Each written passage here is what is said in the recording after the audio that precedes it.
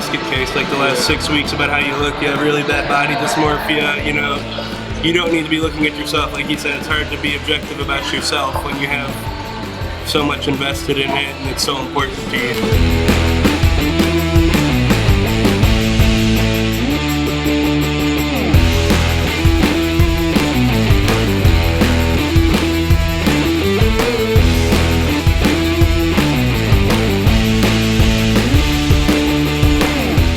We're here at Fox Fitness in Fortworth, Texas.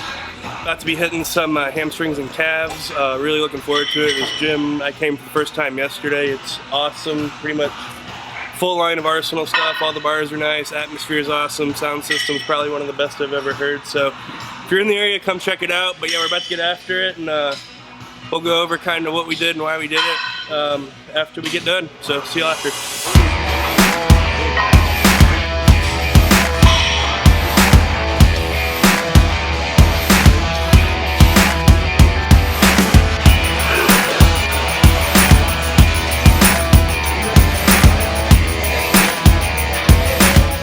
Started antibiotics yesterday, so it's always fun to train through, but whatever, it's not too bad. At least it's not winter and cold.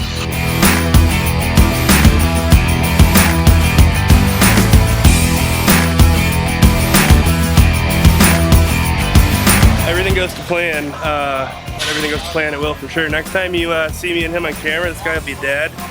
Little girl's gonna be born on Tuesday.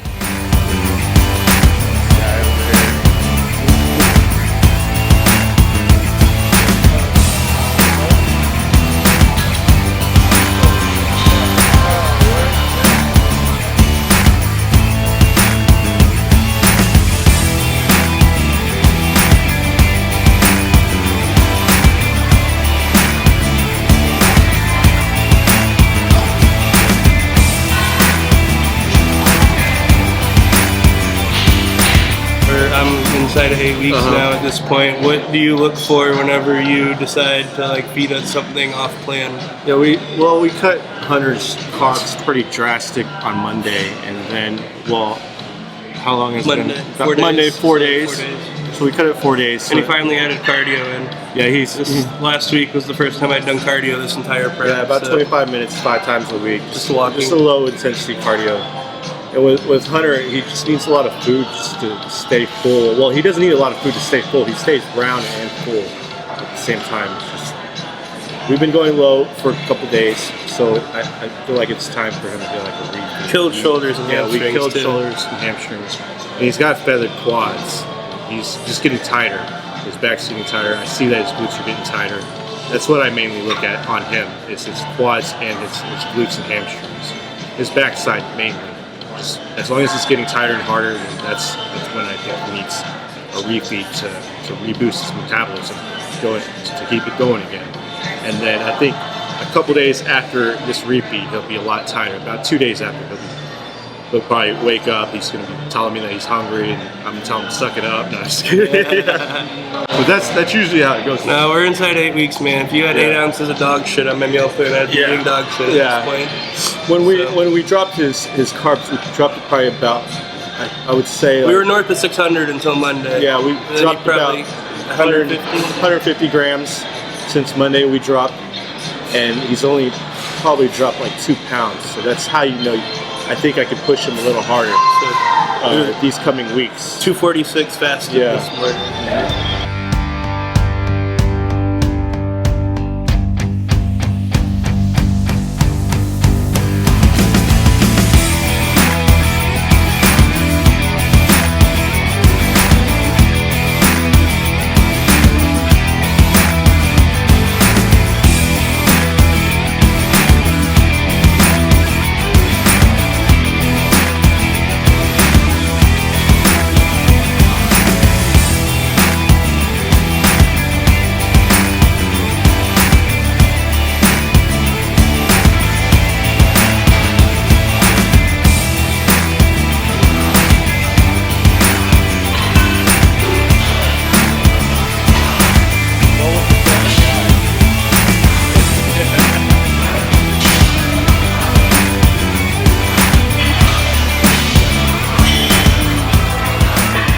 We're not worried about his size. we're gonna bring him in pretty peeled. It's definitely something, you know, like for the first time ever, I was talking about with my dad actually about it, like recently, is for the first time ever, I'm not worried about being big enough, because I do have all the size that I need. It's just if I come in with it peeled, at this point I feel I'll be pretty hard to beat, so that's the name of the game right now, just getting nasty peeled. I haven't seen Hunter since September. It's March now, so when I saw him yesterday, I was like, wow. You're a lot bigger in person, because the pictures, they don't do him justice. It's just like when he's just standing there, he's just so round, big and full. He's stroking me on camera. Yeah. It's just no, it's just wacky. It's just,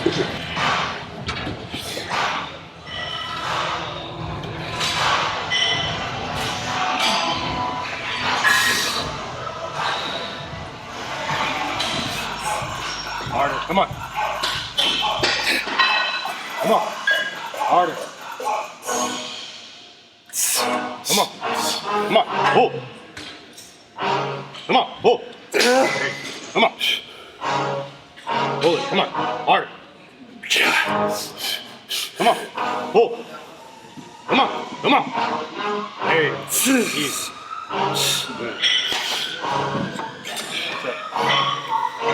Thanks, sir. He's hitting his stride and starting to go hungry and shit too. I'm 4 weeks ahead of him, so I'm leading the pack, and he's bringing it up right behind me. We'll start pushing some things on Brian. He'll start catching up. He'll start showing that conditioning. What I look on Brian is like his lower back and his glutes, and where he needs to improve on is just, I think he needs striated glutes. So I asked him to start training glutes directly from now on, and he'll bring up his hamstrings. And if I were being picky, I'd tell him to bring up his triceps and quads. He's just so wide and dense on his lats. He's just gonna. That's why everything else. He has a meat cape on his back. So definitely makes everything else look a little out of proportion, but not in a bad way. His back's just so fucking big. Whenever you look at him as a whole, Yeah. His front double, I really like his front double. Both of them need to work on their posing. I asked them to. They're going to drill each other these next 8 to 12 weeks to really bring in the posing, just so they can hold it on stage. I want them to hold it at least like 5 seconds each pose. They're dying today. Yeah. They're dying today, holding it for 2 seconds. So definitely when we get back, you know, like last prep, every Saturday, probably the last 8 or 9 weeks, we'd go over to my dad's house, and he'd you know, like run us through all of our quarter turns and mandatories, and then, you know, like help us with any like transitions or posing routine things we might like have to ask. But you know, kind of like he said, I was a little disappointed in myself by how out of shape I was posing. So last show I was to the point where we went through, you know, like 3 rounds holding each pose for 10 seconds with no rest in between them. So, and I was able to control my midsection and stuff still, which I can't do right now. So definitely need to start working on that. I do ask them for pictures probably like 3 times a week, so that's what I try to. That helps. Yeah. You want to do glute ham and glute raise? Even though we normally do glute ham, we're done. I'm down. I'll do as much as I can.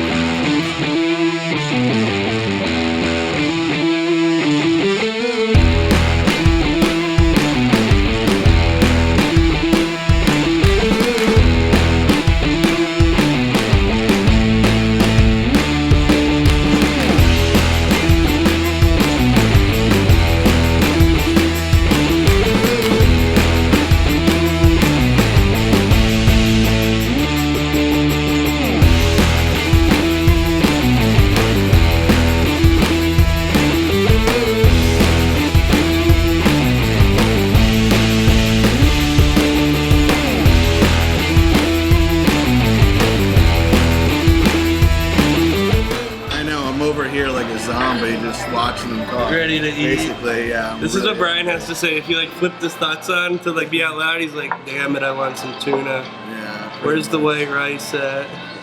I wish these guys would stop talking so our waiter would come over and we could actually order. No, I'm 12 weeks out. Oh, it's right there. I'm happy where I'm at 12 weeks out, but I definitely want to be much better. It's hard because he's 4 weeks ahead of me and such a good bodybuilder that I'm looking at him like shit. I need to catch up, but I'm definitely have to keep it in perspective that he's 4 weeks ahead of me.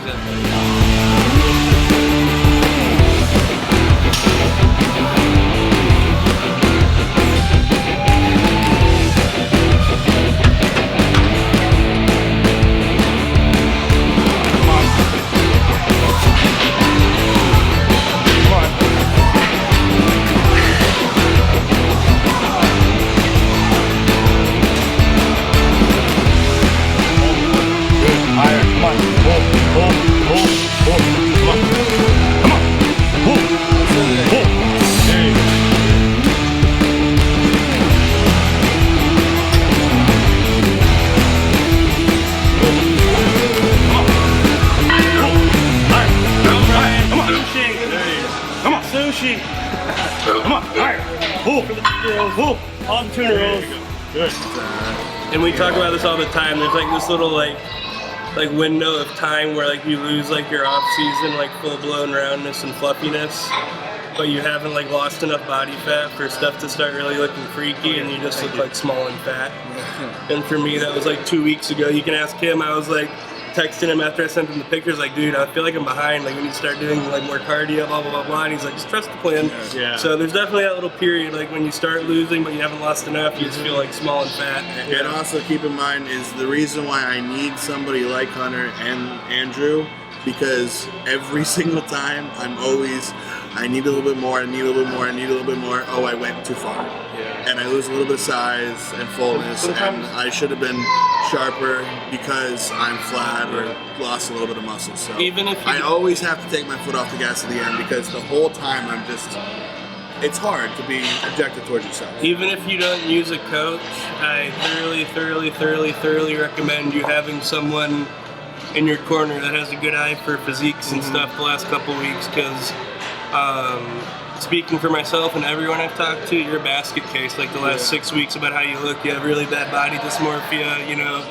You don't need to be looking at yourself. Like he said, it's hard to be objective about yourself when you have so much invested in it and it's so important to you. So even if you don't use a coach, like I said, find someone that really can look at you. That's why I use Andrew. Like, could I get myself in shape for a show? Yeah, absolutely. I've been doing it relatively on my own until now, but you know, it's made everything a lot easier and given me a lot more peace of mind and kept me a lot more stress-free, like having someone to really work with. So and you don't need a yes man in your corner. No. Yeah, you need someone who's very honest with you and tells you when you're behind or not.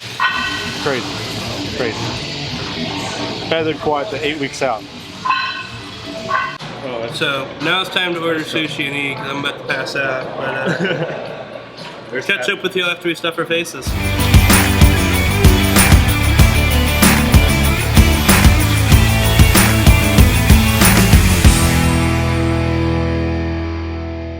Okay. All right, guys. So we're gonna do a Q&A. We're gonna answer I'm not gonna say better questions because I don't want anyone to think they had a bad question, but the questions that we feel like will be able to appeal to the broadest audience. That was like the most politically correct bullshit answer ever, right? But anyways, we're gonna answer the questions that we want to answer, to put it bluntly, from episodes 5 and 6. So go off episode 6's questions right now. Low versus high volume training. I've been watching the series for a while now. I think you know we do pretty low volume training, honestly. None of the workouts we ever do more than 10 working sets. Most of the workouts, if I had to really say, we do between 6 and 8, like actual like working sets to failure. Yeah. So very low volume, but very intense. Kind of like, I guess, like a couple notches back from what Dorian used to do is a good way to describe it, I guess. Because we're not as good as Dorian. Yeah, not yet. So we haven't reached that point, but we try. So that's what I have to say about low versus high volume training. Next questions. Are you going to be attending any MPC shows this year? Him and I will both be at as many of the ones in Houston and around Houston as we can be. He'll be at Junior USA's with me. I'll be at Junior Nationals with him. We'll both be at definitely your probably show. USA's and Nationals, honestly. We'll definitely be at the Labrada Classic, and then Probably the Europa and Dallas. Like I said, most of the Houston and Dallas shows will end up being there at, whether we have clients or we're just going there to show face. We won't be at the Europa because Junior Nationals. Yeah, just kidding. Be at USA because your dad's show. Just kidding. Never mind. No USA's or Europa this year.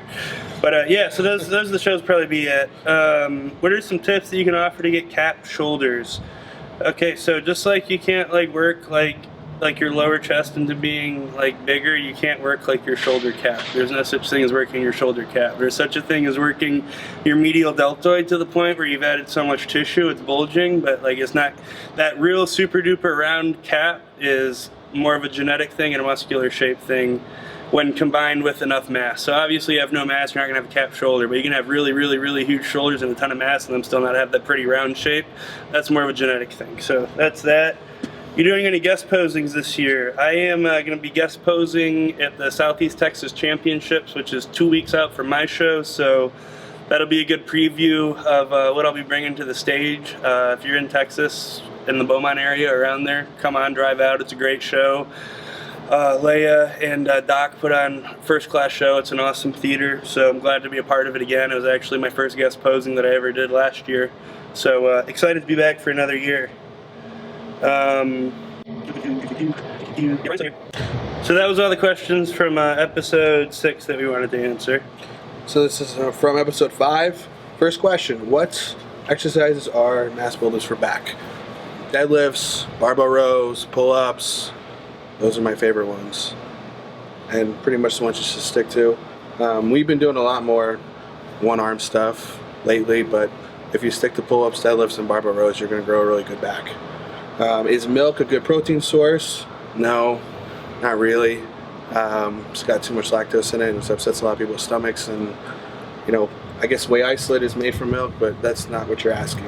Good whey isolate should be lactose free. Yeah. And then milk, if you're eating it fat free, obviously you're still dealing with all the lactose, like he said. And then if you're eating it, drinking like whole milk, like there's much better sources to be getting your fat from than that. So all around, not that great of a source. And it's like, it'll like bother a lot of people's like mucus production and stuff too. Like it's just not, your body doesn't like dairy, put it like that. Where can I get that Dream Killer shirt? I bought it from it's Phil Heath's. I bought it from Gifted Athletics. Yeah, Gifted Athletics, his website. No, we are not brothers. He's my best friend though, but we are not Brother brothers. from another mother. When do we cut out creatine? I don't really use creatine ever, but you don't really need to cut it out. So it all really depends. Yeah, I don't take standalone creatine either. That being said, the supercharge that we take has 3 grams of creatine in it, so we do get that. But honestly, I don't drop it out. Yeah. You know, it's one of those things I think people blow out of proportion. Like, oh, creatine makes you hold water. Like, no, it doesn't. It saturates your muscles with carnosine. But anyway, so keep on going. Do you reduce or stop using simple carbs in your pre-workout or intra-workout drinks at some point as well? That depends. Sometimes no, sometimes yes. Sometimes I'll cut it out, you know, most of the week, and then if I'm a little bit ahead, like today, I had 2 muffins pre-workout. So it depends. Is the question for that? Definitely. But not really. We'll drink branch chains and stuff intra-workout all the way through, but as far as, you know, like slamming a bunch of carbolin like while we train and stuff, that typically kind of goes away during contest prep. It's much more of a what Andrew tells us to do that day based off the pictures that we sent him kind of thing. Yeah. And that was all the really good questions. Long story short, that was all the good questions. That was all the good questions. All right, guys. So that was all the good questions from episodes 5 and 6. Be sure to leave your questions in the comments of this episode. Like I said, we'll do another like Q&A section in like 2 or 3 episodes from now. So take the best questions from like 2 or 3 episodes and then answer them and talk about them. So yeah, hope y'all enjoyed this episode, and we will catch up with y'all soon.